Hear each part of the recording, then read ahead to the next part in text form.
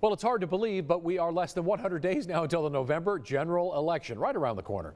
And the hottest race in Texas appears to be for the governor's race. 6 News anchor Bailey Bates is live in studio tonight with what a political science expert is saying as this race ramps up. Bailey?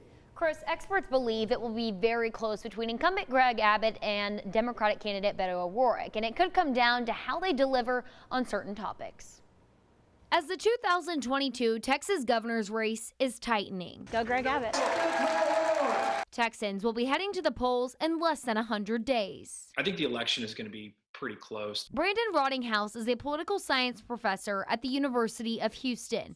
He says the race is going to come down to key topics. I think the top issues for most people are probably inflation and the immigration issue, especially border security issues. A UH poll taken last month showed Democratic nominee Beto O'Rourke trailing incumbent Governor Greg Abbott by 5 points among voters.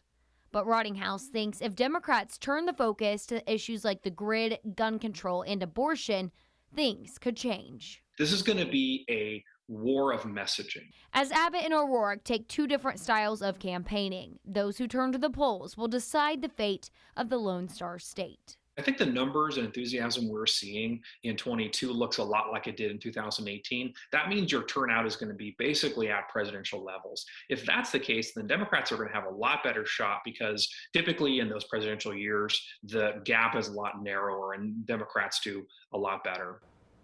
Back in 2018, the last governor's race, more than 8.3 million Texans voted, which was more than half of registered voters.